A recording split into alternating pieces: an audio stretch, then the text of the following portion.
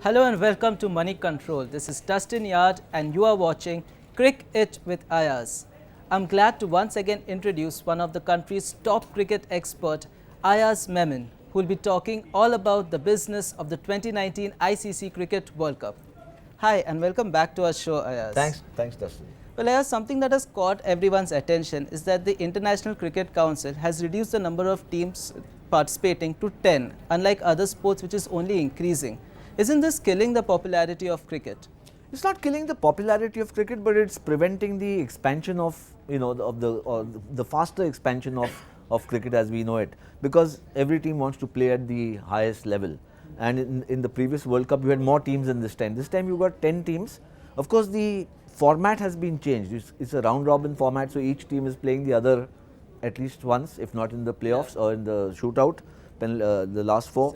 So semi-finals. So yes, there has been an expansion in number of matches, but I think that if a sport aspires to grow, then it must include more teams to participate in the highest level of the tournament. For instance, while Afghanistan are playing this tournament, which is damn good, but Ireland is not. And remember, Ireland last time had beaten England. In fact, they were there in the 2015 World Cup, in the 2011 World Cup. They did not qualify this time. So too Zimbabwe. Now Zimbabwe plays test cricket, so does Ireland. Ireland and Afghanistan are now test playing nations, but Ireland is not playing the World Cup. And I think that the easier way to expand the universe of cricket playing countries is through limited overs cricket, not test cricket. In the ODIs and T20s. So hopefully in the T20 format we'll have 16 teams, because I also feel there are two concerns. One is the logistical concern in terms of scheduling the itinerary and the overall costs.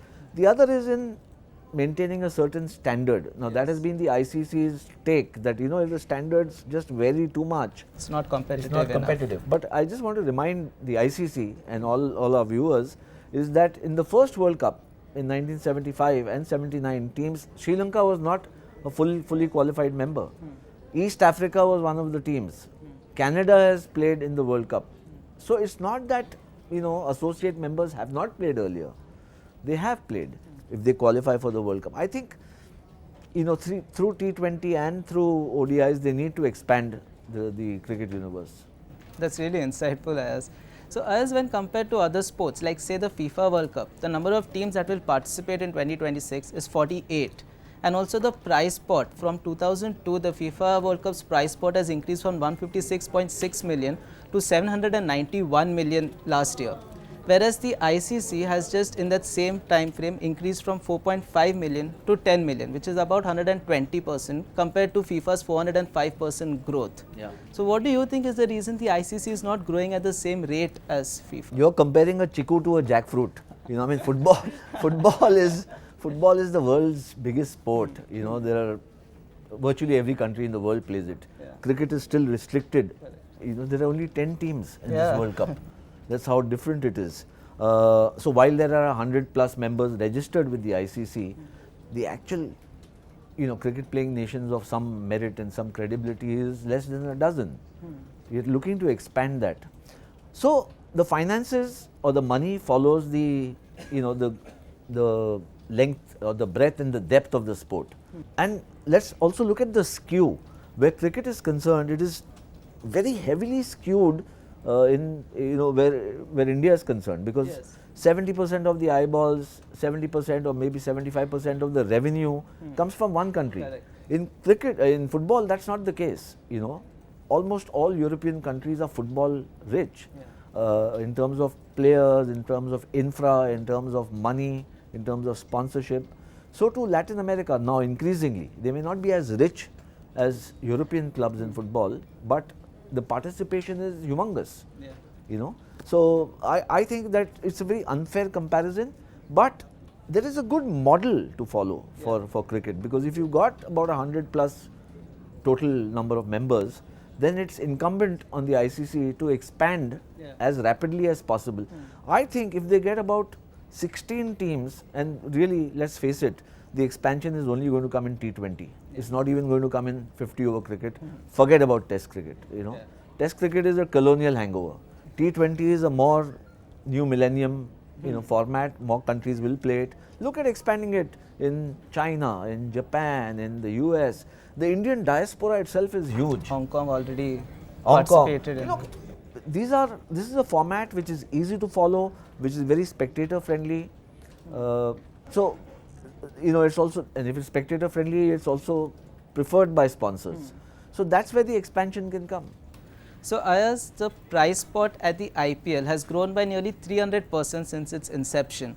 This year they gave out a total of rupees 55 crore, while the ICC is giving out a total of rupees 71 crore at the World Cup. Do you foresee the IPL surpassing the ICC in the near future? It could well happen. I mean, look, the World Cup prize money for football may not be as much as La Liga. Correct, definitely. So the club football is extremely rich. There's no parity even in the salaries that players earn. Yes. What Messi and Ronaldo will earn for playing for their respective clubs is not something that they'll get from their countries, from their national federations. So this kind of so-called imbalance will be there, but this is a free market scenario, and that's not necessarily a free market scenario. There it's national interest, playing for the country, and therefore it becomes different. So taking a cue from national interest, Virat Kohli earns around 17 crore from his RCB contract. You are a CA or chartered accountant? Well, I've noticed that he earns only 7 crore from his BCCI contract. So do you think this disparity affects a player's performance while participating at an ICC event, especially in countries such as West Indies, etc., where they do not have that much money to pay? I think it's come as a lifeline. Forget about Virat Kohli. He's amongst the highest paid players in the IPL, certainly, and he earns more than his India contract. He's got the India A contract, but it's not even half of what he would get from Royal Challengers Bangalore. But that's the nature of the beast. That's what league sport is all about. We talked of Messi and Ronaldo, or even a second level football player forget about Messi, and will earn more than what he gets from his country. So that's, I think, where the leagues are helping is in, for instance, I see a revival in West Indies cricket thanks to the leagues, thanks to IPL, the Big Bash League. A lot of guys them are playing out. They are playing. So Gale, Andre Russell, Sunil Narayan, these guys are becoming role models for young West Indians who are giving up cricket and looking at baseball, basketball, athletics as pursuing in the US. They're coming back to cricket. So it wouldn't be possible if they were not getting money here. And finally, India will be hosting the 2023 World Cup by itself in the country. How much do you think this will help our country? Well, it'll help the country to the extent that India is the hub of cricket now internationally. It's the Mecca and the El Dorado. This is where the sport is the biggest in the world. So if it's only, I think, fair that, you see, India in the past has had the World Cup, has hosted the World Cup jointly. In 87 with Pakistan, in 96 with Pakistan and Sri Lanka, in 2011 with Bangladesh. So this is and today India's got enough infrastructure, the best facilities, the biggest crowds. This is the biggest market for cricket, so why not? I think it'll be great for the people here as well as for the sport. Thanks for sharing your views with us, Ayaz. Thank you. That brings us to the end of this segment of Cricket with Ayaz. For more news, views and other updates, stay tuned to Money Control.